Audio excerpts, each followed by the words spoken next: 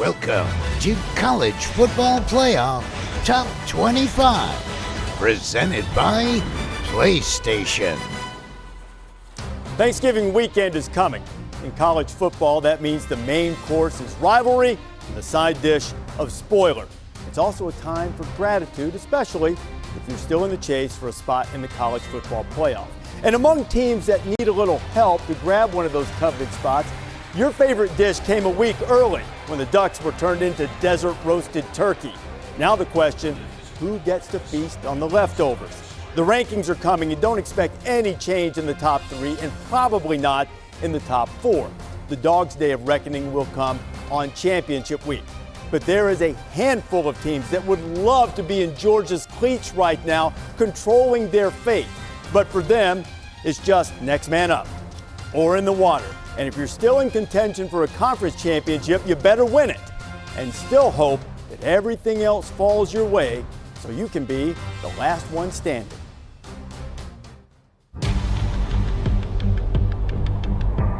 Every one of us in our own ways, through our own trials, is making our way through a season.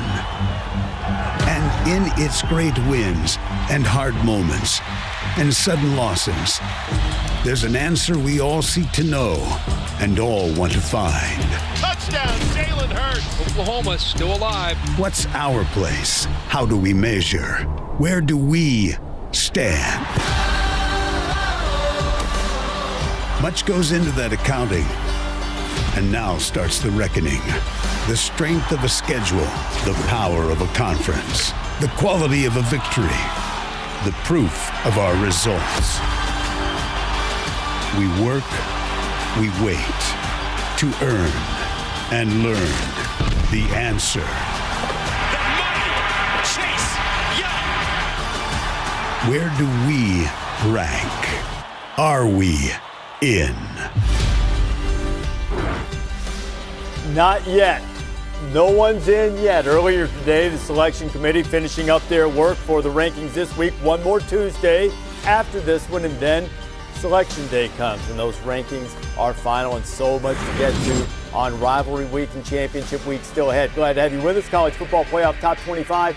Rece Davis, Jesse Palmer, Joey Galloway, and Greg McElroy joining us tonight. Herbstreit will be along in just a little bit. Greg, what are you most looking forward to seeing tonight? I'm interested to see where Oregon's going to tumble to. Obviously, last week, lost for the second time this season, had a 9-game win streak snapped. In the AP poll, they fell from 6 to 14. Will they have a similar tumble tonight? Because that doesn't impact their playoff hopes. Those are dashed. Those are done. But it could impact the strength of record, strength of schedule resume for Utah if, in fact, they play and if Utah inevitably wins the Pac-12 championship. If Oregon falls that far, it will affect the Big 12 a lot. Now, we expect Oklahoma to move up, but if they fall 8 spots, then Baylor also moves up. So as we're talking about strength of record, strength of schedule moving forward, last week we were talking about the Big 12 was on the outside looking in because the Pac-12 was sitting in a really good spot. Now Oregon losing, you would think eliminates Oregon, but it also puts the Big 12 back in play. If Oklahoma, who plays Oklahoma State this week, which was 21 last week, if they can beat them and then beat Baylor, who could possibly move up, Oklahoma's sitting in a spot to maybe strike. I'm excited to see who's number one after tonight. There's really kind of an exciting race going on between LSU and Ohio State. It's a race I think that's worth watching over these next couple weeks because I think there's a lot at stake. One, we know that whoever finishes number one locks up the best possible home field advantage. Number two, whoever goes into the conference championship games number one gives themselves the best chance to stay in the top four if one of those two teams were to slip in their conference championship game. But then three, maybe most importantly, you get to avoid Clemson in the semifinal. Path of least resistance to the national championship. Why do you want to avoid Clemson? People have been telling me all season long Clemson's not that good of a football team. No, that's a lot different the last 6 weeks. That's not true. Nobody's been saying that except Dabo Sweeney. I've been hearing it. I've been hearing it all year. Hey, Kirk, what are you most looking forward to seeing these rankings tonight? Don't let Galloway get that started here. We're just in the first segment. He's already stirring the pot. Greg's got the November beard going for Thanksgiving. Greg, welcome aboard. I look at this and I think we can all agree that the top 5 are going to be the same from last week with Alabama still there at 5 for now. I can't wait to see what Utah's doing. You think up at 6. Oklahoma, as Joey indicated, catches a break with Oregon going down. They still need Utah to lose, I think, down the road to be able to get up there. But what about Minnesota? Minnesota, a huge game this week with Wisconsin. there's still maybe a very strong case that Minnesota could control its own destiny with Wisconsin, a win there. They go to Indianapolis, shot in the Big Ten championship. So where are the Gophers this week as game day gets ready to head up to Minneapolis? Kirk, you know I've been on record. I think they do. If they beat Wisconsin with a win over Penn State, and if they beat Ohio State, I think they should be in the playoff. All right, we're going to look at them right now. Remember, you see the rankings just as soon as we do. This week's college football playoff rankings are brought to you by PlayStation. And in at number 5, Appalachian State still in there. And Virginia Tech, that's noteworthy because it's another ACC team getting ranked. Virginia Tech, if they beat Virginia, would play in the ACC title game against Clemson. Also seeing those two Big 12 teams. Oklahoma State, of course, playing Oklahoma this week. Another feather in Oklahoma's cap potentially. And Iowa State still in the top 25, improving the vision of what the Big 12 might be. And SC still hoping for Utah to stumble so the Trojans could go to the Pac-12 championship. Let's look at the next group. At number 20, Boise State. Now you have these teams stacked up to be the highest-ranked Group of 5 champion, get a spot in a New Year's Six bowl. Memphis and Cincinnati may end up playing twice. Memphis and Cincinnati, playing this Friday, may play again, depending on the result of that. But Boise State, the team that probably has the easiest path in terms of winning out their final 2 games for these ranked Group of 5 opponents. Boise State, without Hank Bachmeier the last 2 weeks, they get Colorado State and Hawaii. Notre Dame sitting at 16, another Big Ten team in Iowa at 17. Let's continue the climb. Auburn will try to knock Alabama out of any hope of contention at number 15. And there's your answer. Wow. Oregon drops 8 spots to number 14. That's right in line with what happened in the AP poll. Yeah, and we don't see Baylor on the board yet, which means Baylor has made a nice little jump up into the top 10. And so now the matchup in the Big 12 with Oklahoma playing Oklahoma State. And then if Baylor wins out, we have a top 10 matchup between Oklahoma and Baylor. And can they get past Utah if Utah wins out? So there you have 11th ranked Florida, Wisconsin, and Michigan. Michigan, of course, hoping to put a loss in Ohio State's column. At number 10, Penn State down a couple after falling to Ohio State. Herbie, I see you nodding there. What's your reaction? Penn State just falling a couple of spots.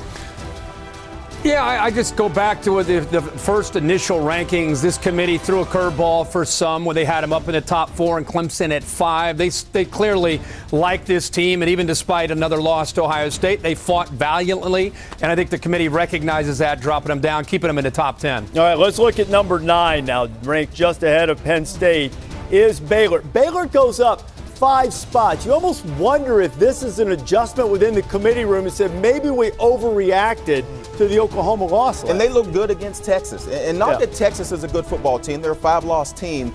But I think the committee must still have some respect for the Texas football team because that is a surprise, almost as surprising as Oregon dropping 8. I think their wins against Oklahoma State and Iowa State are looking better now for Baylor. So I agree. It's a bit of a market correction, if you would, from the committee for Baylor. Well, Maria Bartiromo jumping in here to help out, too. Just ahead of Baylor at number 8, Minnesota. Row the boat. Gophers move up a couple of spots. Everything's in front of them with Wisconsin, and if they can beat the Badgers, a date with Ohio State. Yeah, I'm hopping on that board for sure, on the boat, if you will, because I think they do control their own destiny. Take care of Wisconsin this week, protect the home field, square it off against the Buckeyes, take care of business there. I think Minnesota in at number 8 is a great spot for the Gophers to beat. And just looking ahead to Selection Day, doesn't that create all kinds of delicious possibilities if you have Minnesota in the mix and Ohio State, at least to my eyes and many others, has looked like the most complete team from start to finish this season. Just ahead of PJ Fleck's team, ranked at number 7, is Oklahoma. So Oklahoma up a couple of spots, Joey. Yeah, and not a surprise. And Oklahoma's played in some close football games, but they still continue to win. Jalen Hurts hadn't looked like the early season Jalen Hurts, but one thing is he is steady and he makes plays, and so that is interesting. And if I'm the Big 12, I'm celebrating right now being at 7 and 9. That is huge for their chances of possibly jumping Alabama, possibly jumping over a Utah team if they went out. You know what, Kirk, a couple of times on game day in the last few weeks, especially Lee Corso and some others have said that it's just a reflection that the committee doesn't have respect for the Big 12. With the move by Baylor, move up a couple of spots. I know there were some losses, but a couple of spots by Oklahoma. Do you think that, to use Jesse's phrase, it's a bit of a market correction for the Big 12 teams? Yeah, I like that, recalibrating it somewhat. I think they wanted to see how they responded to a devastating loss at home when they were up by 25, and I think that's a fair ranking where they are. What Joey continues to bring up, I don't know. I don't know how Utah, who's been ahead of Oklahoma since we've seen these rankings, if they went out and took care of business, even though the team would not be as highly ranked in Oregon if they won the Pac-12 championship. If they look good and continue to play the way they have, I think it'd be hard for the committee personally to move Oklahoma eventually past Utah into that 4th spot. Okay, let's look at the rest of the rankings from the College Football Playoff Rankings Selection Committee, and we'll start at number 1 and see if LSU holds the spot. Can't imagine that they wouldn't. And at number 1 is Ohio State. Wow. After the win against Penn State, the Buckeyes, who made a little bit of a move in the AP poll, they have moved back to the top. Do you agree? Yeah, I could see it both ways. I think you could have watched that game against Penn State and said, well, they were a bit sloppy on offense. They turned it over 3 times. Justin Fields fumbles going into the end zone. But even still won by double digits against the then number 8 team. And you said it, Rece, this week in, week out has looked like the most complete team. So personally, I don't have a problem with Ohio State at number 1.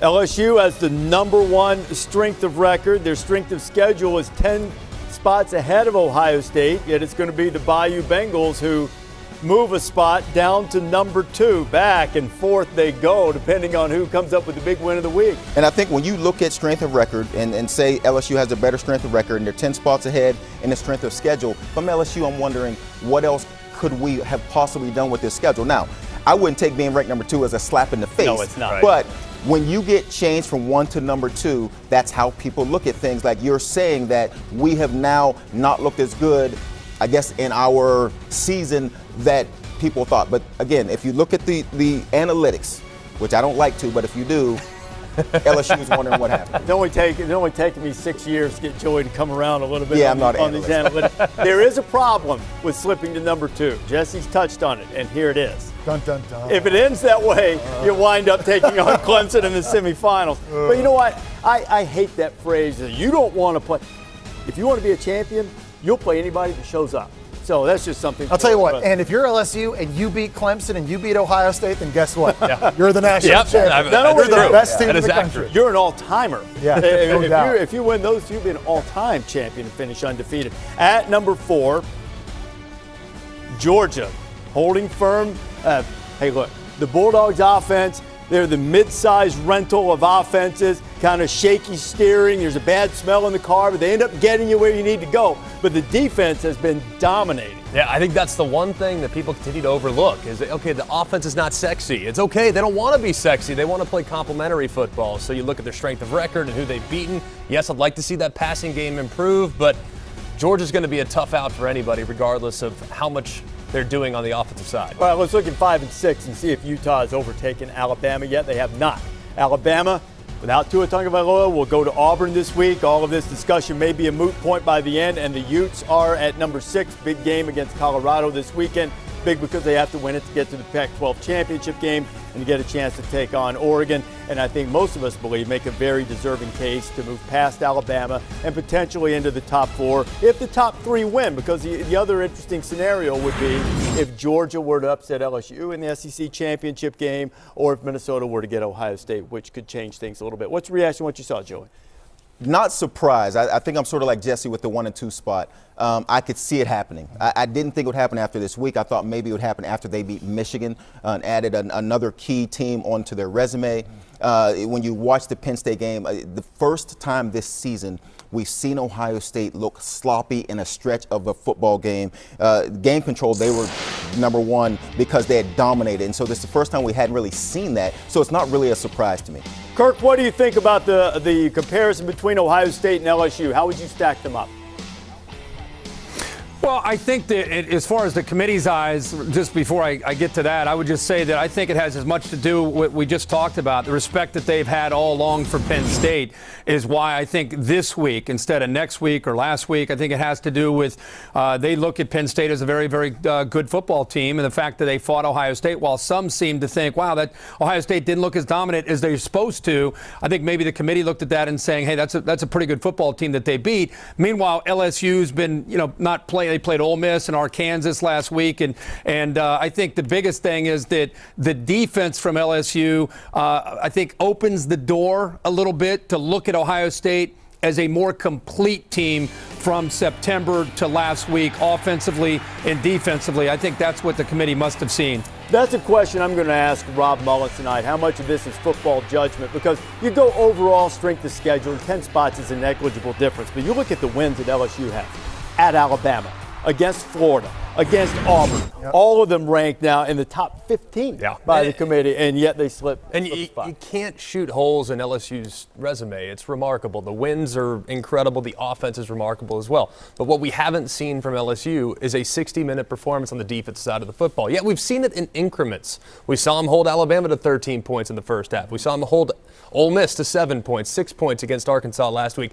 But when the game goes along, it feels like that defense kind of exhales and breathes a sigh of relief, and we haven't seen them put an entire game together, whereas with Ohio State, we've seen them be absolutely dominant every single week. And the only reason why that game was somewhat in question last week was because of self-inflicted mistakes by the Buckeyes. So I guess it was interesting is how many more times could Ohio State and LSU flip-flop? You have to think if Ohio State goes on the road and beats right now number 13 Michigan, LSU beats Texas A&M, that Ohio State would stay number 1. But then in the SEC title game, if LSU were to beat number 4 Georgia, I could see a flip again, especially if it was a dominant win. Of course, Ohio State could have a very highly ranked Minnesota team or Wisconsin. But I don't think the jostling for this number 1 spot is necessarily quite over yet. Now I would be interested if it changes. And Greg, I know about the LSU defense, and we've used this term complete, and we used it in the past couple of years about the Oklahoma team.